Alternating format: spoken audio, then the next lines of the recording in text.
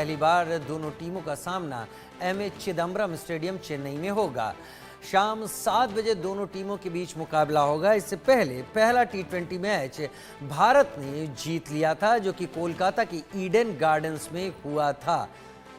भारत और इंग्लैंड के बीच दूसरा टी20 मैच आज भारत और इंग्लैंड के बीच ये टी20 मैच, जहां पर चेन्नई में पहली बार दोनों टीमों का आमना सामना होने जा रहा है। चेन्नई के एमए चिदम्बरम स्टेडियम में मैच होगा। शाम 7 बजे ये मुकाबला शुरू होगा।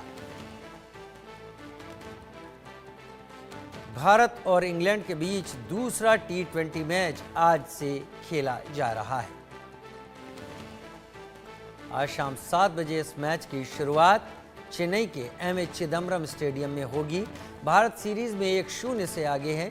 पहला मैच 22 जनवरी को कोलकाता में हुआ था, जिसे टीम इंडिया ने 7 विकेट से जीता था। चेन्नई के एमए चिदम्बरम स्टेडियम में दोनों टीमें पहली बार भिड़ेंगी। चेन्नई की पिच स्पिन गेंदबाजों को ज़्यादा सपोर्ट करती है। ऐसे में भारत 3 स्पिनर के साथ एक बार फिर से खेलता दिख सकता है। मोहम्मद शमी के खेलने की उम्मीद काफ़ी कम दिखती है। टीम अर्शदीप सिंह के साथ हार्दिक पांड्या के रूप में दूसरे पेसर के साथ उतरेगी। ज़रूरत पड़ने पर नीतीश रेड्डी भी पेस ऑप्शन हैं। मैच से पहले अभिषेक शर्मा को चोट लगी और इससे उनके खेलने की संभावनाएं कम जताई जा रही हैं। मनोज जोशी जी स्पोर्ट्स एडिटर के तौर पर मेरे साथ इस वक्त जुड़ चुके हैं।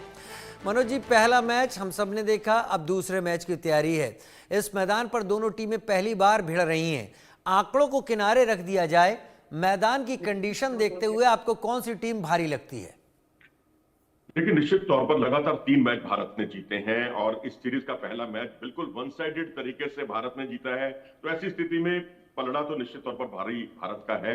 लेकिन जो जिस तरह से उनकी गेंदबाजी है, जिस तरह से जोफ्रा आर्चर ने बहुत शानदार गेंदबाजी पहले मैच में की, जिस तरह से उनके पास जो टॉप 6 बल्लेबाज हैं, उनके पास उनका स्ट्राइक रेट काफी अच्छा है ओवरऑल वनडे क्रिकेट में, तो उससे आप अंदाजा लगा सकते हैं। कभी आप इसको अंडर एस्टिमेट नहीं कर सकते। लेकिन यहाँ 3 बड़े सवाल हैं। एक तो ये कि मोहम्मद शमी, क्या मोहम्मद शमी फिट हो जाएंगे इस मैच तक? क्या उन्हें एहतियात के तौर पर यहाँ पर खेला जा रहा है, एहतियात के तौर पर रेस्ट दिया जा रहा है?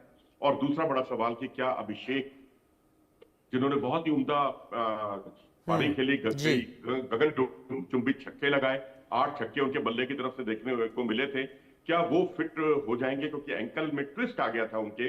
और तीसरा बड़ा सवाल कि क्या अर्शदीप जो है, जिन्होंने पिछले मैच में यजुवेंद्र चहल का रिकॉर्ड तोड़ा था टी20 क्रिकेट में भारत की ओर से सबसे ज्यादा विकेट चटकाने का, 97 विकेट उनके नाम हो गए हैं, क्या वो अब 100 विकेट के आंकड़े को आज छुएंगे इस मैच में?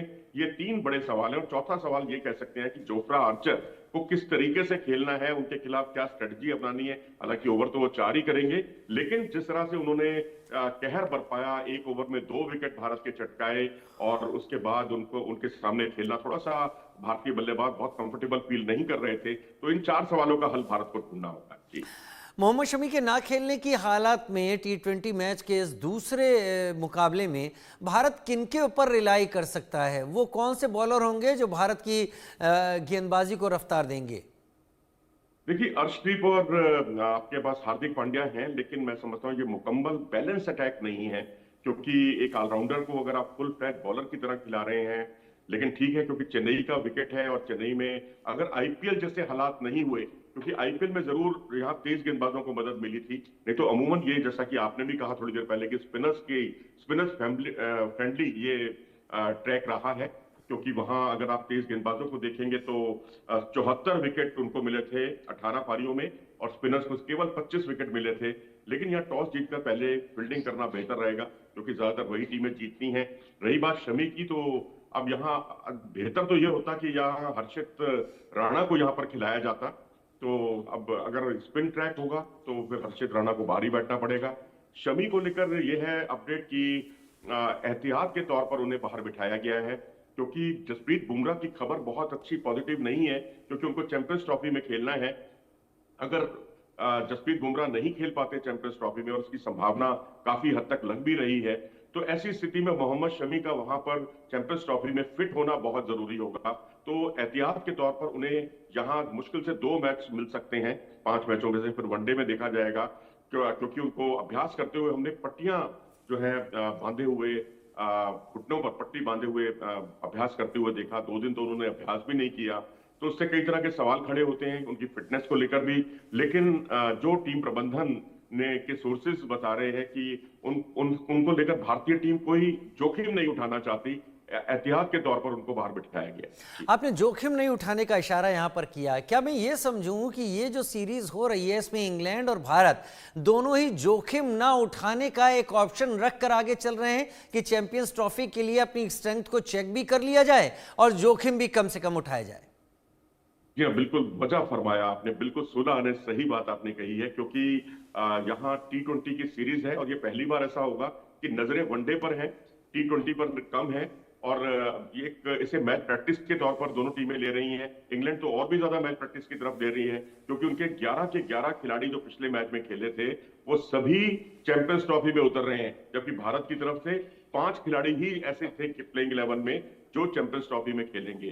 तो हमने कई खिलाड़ियों को अभी यहाँ इस पर शामिल नहीं किया, वो नेट्स पर अपना अभ्यास कर रहे हैं। यानी कितनी गंभीरता से इसको इंग्लैंड की टीम ले रही है उसका आप अंदाजा लगा सकते हैं। उसका अंदाज़ा हम लगा सकते हैं। पिछले मैच में तो शर्मा ने, जो आपने कहा कि छक्कों की बरसात कर दी थी, मुझे लगता है कि T20 फॉर्मेट का ये जो एक टेस्ट चल रहा है, ये वनडे में क्योंकि भारत से बाहर होगा तो वहाँ पर अगर इस तरीके के प्लेयर भारत के हाथ रहें तो आप भी उम्मीद क्या इसी बात की लगाते हैं कि आगे आने वाले जो भी मैच रहेंगे आज से मिलाकर उसमें भारत अपनी बल्लेबाजी को परखेगा कि कौन ऐसा है जो कम बॉलों में ज़्यादा रन बनाता है? देखिए, अभिषेक शर्मा एक दूरगामी योजना है भारतीय टीम की, क्योंकि लॉन्ग टर्म इन्वेस्टमेंट है उनको लेकर, क्योंकि चैंपियंस ट्रॉफी की वो टीम में नहीं है। लेकिन जिस अंदाज में वो खेलते हैं, देखिए 8 छक्के उन्होंने पहले मैच में लगाए। एक्स्ट्रा कवर के ऊपर से छक्का लगाना बहुत बड़ी बात होती है। उन्होंने एक्स्ट्रा कवर की दिशा में ज्यादा छक्के लगाए या फाइन लेग की दिशा में छक्के लगाए, तो ये खिलाड़ी को उसके हाल पे छोड़ दिया जाता है, बिल्कुल उसी तरह से जैसे वीरेंद्र सहवाग आते ही चौके छक्के लगाते थे और उसको कोई ज्यादा इंटरफेयर करता नहीं था, उनको ज्यादा इंस्ट्रक्शन नहीं दी जाती थी।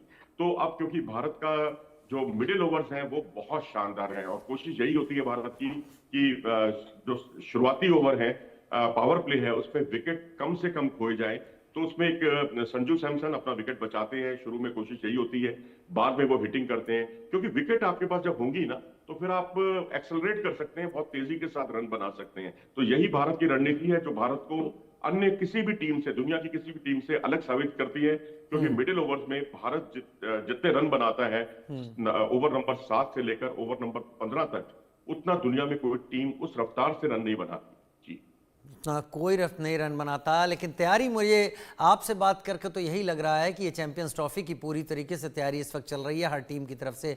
बहुत शुक्रिया मनोज जी, मेरे साथ इस एनालिसिस के साथ जुड़ने के लिए आपका।